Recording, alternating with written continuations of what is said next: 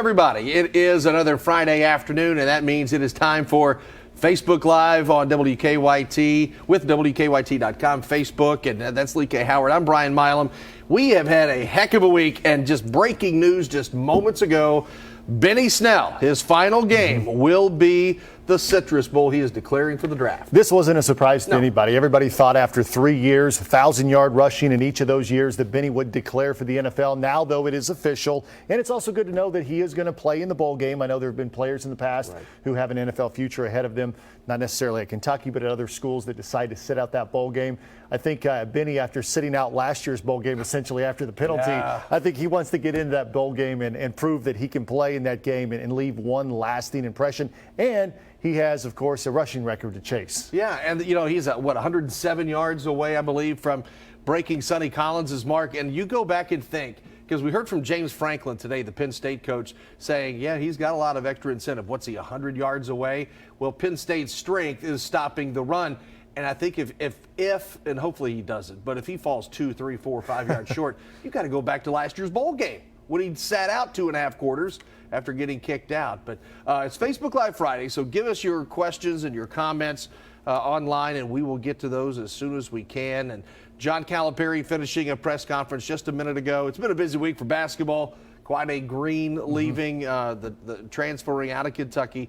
Do not know where he's going yet, but Cal spoke to us just a little while ago, and you know, one thing he is not, Lee K. He's not panicked. He's not panicked one bit.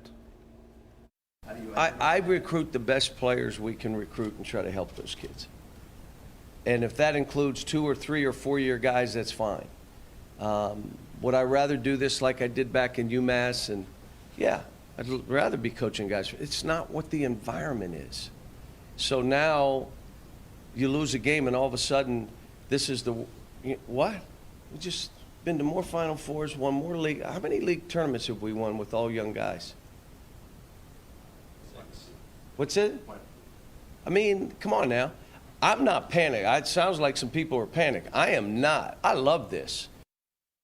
So Calipari obviously not panicked, and I think after Quade transferred, that brought about all those questions once again, Brian, about is Kentucky creating a culture that if you aren't a one and done, or if you aren't succeeding in your second year, you should go find somewhere else to play, or you're a failure. And it's tough sometimes for these players to come in when they see some of their peers go to the league after 1 year and they're still at Kentucky, and maybe some people thought that's what happened with Quade. So Cal says, hey, don't panic. He's not panicked because Quade transferred. And some of these guys, I think he said several times today, and you were there at the press conference, that all these guys are on different paths, and and sometimes that path includes a transfer, like Quade. Yeah, and it does. You know, it's not just basketball. Every life is different. You have children. I don't. Some people have different things in life that I can drop some off at your house if you'd like. I have asked to babysit. You've said no. Okay, well. But everybody is on a different path. Just because said guard goes and this one doesn't and this one improves, is that not? I don't understand. I never have understood why everybody has to put every player in the same bubble and expect the same results.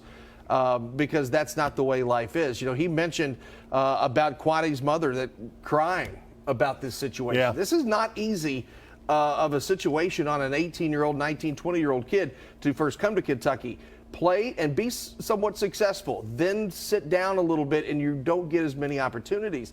And Cal did say it wasn't necessarily about lack of minutes. He said it was just something that was really on his mind. Now, maybe it was, and that's just, you know, Quade and Cal just kind of taking the higher road and not giving a specific reason. But, you know, a guy transfers, and it is, as Cal said, it is easy to start over-analyzing things and say, well, wait a minute now. Do we have the right players? Yeah, do we have the right system? Do we have to, get guys that will come here 3 and 4 years and things like that? And Cal will get to that in just a minute. It's pretty funny. Great. But I think Calipari has created a culture, not just within Kentucky, but really of all of college basketball, of those elite guys. They see a path to the NBA, and a lot of those paths lead them right through Kentucky. And like he pointed out a second ago, he's won with those guys in the past. So just because they've lost 2 games this year doesn't mean he needs to scrap the whole system and go about it this way. And I think a lot of people, Brian, are coming off of that Seton Hall loss, and they're trying to figure out what the Cats need to do to change everything up. But Cal said today he's treating it, and he told his players he's treating that game like they won. Yeah, PJ, that was one of the things that he said when we got to speak to the players before Cal. He said, yeah, treat this game like you won. Because in many ways, with the exception of the scoreboard, you could say, yeah, Kentucky won the ball game. Yes, had to hit a miraculous three from half court to send it to overtime. But you don't see many UK teams blowing double-digit leads. And that's something that I think Seton Hall went on, 11-0, 12-0 run, something like that. You don't see Kentucky teams blow big leads, and that happened on a neutral court. But as Cal also mentioned, from here on out, there is nothing easy, and you won't see many blowouts. In the end, if we had done what we needed to do to finish the game, we'd have won the game and everything would have been different. I wouldn't be getting the same questions I'm getting now. You need 4-year players. You need 5-year players. Matter of fact, keep them 2, put them on a mission. Let's keep them for 6 years. Okay, so you wouldn't be coming at me that way. And I'm saying to you guys, I'm looking like we won the game. So we're not that far off. We got better. That game, we improved. Didn't shoot the ball particularly well, but we improved. Now let's get better this game. What does it mean? I don't know. We don't know Utah, but we play another game, and we play another game. We play league games. Every game's going to be a war. You're just not going to have 25-point wins. Yeah, and you mentioned no more blowouts. This team has played their popcorn schedule, so to speak, as Calipari says. You've got Utah tomorrow. You've got North Carolina after that. Louisville after that. We beat Seton Hall. Yeah, by the way, then the SEC schedule, which could be the toughest it's been in years. So Calipari, he knows what that schedule looks like ahead. Yeah, he does, and it is tough when Tennessee is good. I've always said this: when Tennessee and LSU and teams like that and Auburn are better, it makes the entire conference better. You know, Kentucky and Florida, more years than not, are going to be in the upper echelon. And then you have a South Carolina team do what they did a couple of years ago. The conferences, and there is no Arkansas is not Nolan Richardson Arkansas anymore, but they're still good enough to beat Kentucky as they have a couple of times. There's nothing going to be easy. But he mentioned in there, we could send them on a mission and have 6-year kids, which is kind of funny because you do play Utah, who's known for Brigham Young University and the Mormon Church and everything out there, which is kind of funny that you do see a lot of older guys out west and in schools like that. But Kentucky is not having an issue, and it was brought up, and there was a little back and forth between Cal and John Hale. Because John was saying, how do you get experience if the experienced guys leave or don't get drafted after their sophomore year, like Isaiah Briscoe, like other guys did, and in this case, Quade Green leaves. So it's a little interesting, but it's not panic material. Yeah, it's not panic material. And here's what Coach Cal had to say about he wants all of his guys to just expect a war every game going forward. We're not going to have any blowout games. Those are done. We didn't blow out people that you thought we should. So every game we play is going to be a war. We'll love it. You only learn from that kind of competition. I told you before, you don't learn from Popcorn State, beating them by 40. You don't learn. But you do learn when every game's like this.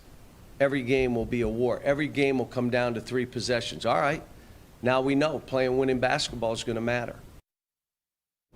Okay, just got a question. This is a good question. What's the over-under for losses this year? What do y'all think? I'm guessing 9 losses. They have 2. They're 7-2 right now. So 7 more losses coming up. If you go by 7, so let's say you lose to Carolina or Louisville. Let's say you go 1-1 because that's very conceivable. So that means you have 6 conference losses and the team goes to the championship game and wins, or do you think that that's a lot of losses? I don't know. I think nine's pretty close. I think 9's pretty close. I would take the under. I think about 8. I think is what they can do if this team reaches its potential. And I think we're talking about regular season here. I don't know if we're talking about run through the tournament. That would be a low number. Now, if we're talking regular season, I think that may be for me maybe a tad high, maybe because you think Tennessee, a loss in Knoxville. A lot of people are losing to Tennessee these days. And how many do you win or how many do you lose on the road? I think 9 for the regular season because you're afforded a loss in the tournament, postseason tournament. NCAA, obviously, you're not. So I think I'll go with 8 with you. I think that's a good number. I'll go under. We'll go under. Any other questions, make sure you send them over here, and we will take a look at this. So one last thing from Cal today. Of course, he does this every year, it seems like. He makes tweaks. And every year, you know, he's not panicking. We've mentioned that several times. But he is tweaking. He likes to tweak, and he likes to change some things up. He tries to figure out his team each year. So here's what he had to say about his latest tweaks. We got great kids, really outstanding. And they're trying to figure themselves out. I'm trying to figure them out. We've done some things. I've tweaked 2 or 3 things that I think will make us better. I'm trying some different stuff in lineups. And so it gives me a chance to mess around and come up with something that they feel confident about. Now, he's already tweaked once. He tweaked about 2 weeks ago. So now we're starting that Christmas. What do you think some of these tweaks are? I mean, I don't know what these tweaks are, but well, you're going to have to definitely tweak now because you just lost Quade Green. So you definitely have to tweak something because you're going to have to tweak your rotation. How does Jamal Baker fit in if he is healthy? Jamal was available to the press today for the first time in the regular season. So he is going to play. He's excited to play. So, yeah, by default, with Quade leaving, there's an automatic tweak because you lose your top guard off the bench, maybe. I think one of the biggest tweaks is just start making some shots. You know, I mean, you know how big of a difference that would make if they started shooting more. And even Cal said on Monday on his radio show that he thinks his guys need to shoot more three-pointers. Currently, Kentucky is averaging 16 three-pointers per game. Attempts, 16 attempts. That's the lowest of any school in the SEC currently, and it's close to last in all of the NCAA college basketball. So he wants those attempts to be between 20 and 25 a game. And I think he, in his mind, which I agree with, if you shoot more, you're likely to make a few more threes. Right now, Kentucky has a really good shooting team, even though they haven't showed it. They show it in practice, but they're not attempting very many three-point shots. I will be the devil's advocate because what did Cal say at the beginning of the season? The more threes we shoot, the worse. If we shoot more threes, we're in trouble.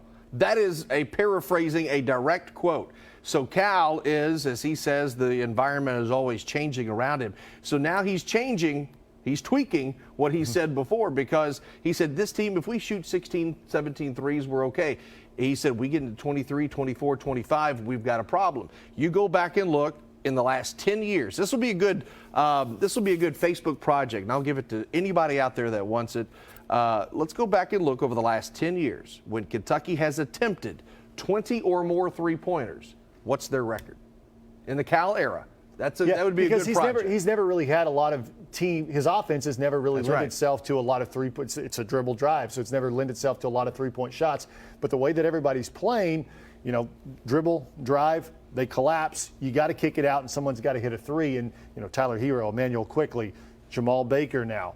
Some of those guys can hit, even the big guys, PJ, Reed, they can all hit some threes. I think that's going to be a key going forward is them hitting some of those open shots, and maybe that means taking a few more open shots. All right, tomorrow's game against Utah, it's a 5 o'clock tip from Rupp Arena. You can see it on the Deuce, ESPN2. First meeting between the Wildcats and the Utes since the regional semifinals back in 2005. And Kentucky, they've won 7 in a row against Utah dating back to the 1993 season. Of course, they owned Utah in the 90s. Oh, my gosh. We were talking about that earlier. It's like they met 4 or 5 times in the NCAA postseason. You know, Rick Majerus, when the late Rick Majerus, when he was alive, he had to look at the bracket and go, great, well, we're out in the Sweet 16. This is good. Got Kentucky again. All right, let's talk some football. Yep. Huge news for Josh Allen all month. This 2.5 weeks of Christmas, December leading up to Christmas has been a Christmas come early for Josh Allen. He is a unanimous consensus All-American. Not just consensus,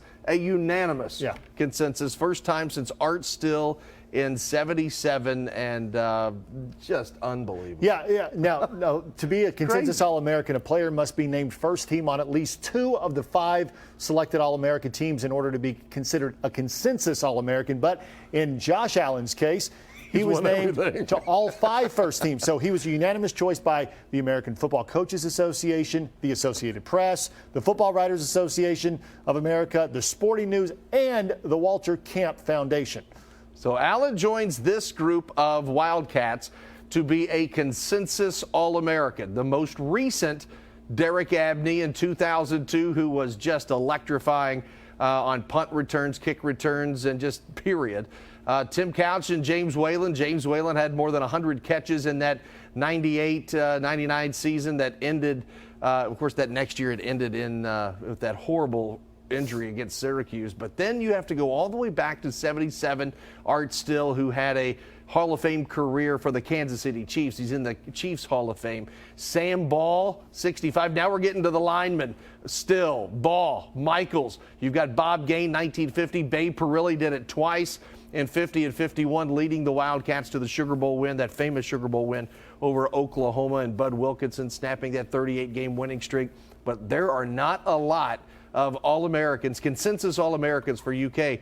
And you know what? You're getting ready to go up against a team here in 2 weeks or so that has had Penn State 29 bowl wins. Kentucky is 8-9, I believe, all time in bowl games. Penn State has 29 wins. They've won more than UK has ever been in history. Yeah, and we're going to hear from Mark Stoops and some of the players here in about an hour over at the UK football facilities. But that's true. But last Friday, Mark Stoops talked to us about going to a bowl game. And, you know, the last 2 years they've been in bowl games, and it was good to be in bowl games. And, of course, they wanted to win those games. He basically said last Friday they're done with just playing in bowl games because of all the work they're putting into these games. They want to go and win the game because only one team after the game gets to hoist the trophy and leave that game happy. And he even joked that he said, unbeknownst to him, they did not receive a second-place trophy either the past 2 years because if they had received it, no one told him about it, and it's probably in someone's bottom desk drawer because there's no second-place trophy going in Kentucky's trophy case. Yeah. So, you know, who wants that? Two things happen for the bowl game. You get a lot of good practice for your players and development for the young guys. Right. That's really, really important. But also it's a chance to win a game and to bring home a trophy. And so they are more focusing on that as well this year. And it will be no easy task, like you said, going up against the Penn State team that has a lot of history in bowl games. Oh, my gosh, yeah. And I think Kentucky's 0-4 their last 4 bowl games, 2 under Stoops, 1 with Joker, and Rich Brooks' last bowl game. So Cats have gone through a little bit of a dry spell with the bowl championships. Hopefully that turns around in the Citrus Bowl. Coming up in the 5 and 6 o'clock, we will talk football with Mark Stoops. You'll hear from James Franklin on WKYT. He addressed the media today, and his poor attempt to stop Josh Allen from playing in the Citrus Bowl is kind of funny. We'll talk about that and basketball and all kinds of stuff on the WKYT News at 5 and 6. And then tonight we've got high school basketball. Yes. So get ready for a fun weekend of sports. For Lee K. Howard, I'm Brian Milam. Thanks for watching Facebook Live. And remember your homework assignment about UK and three-pointers in the last 10 years for next week. See you then.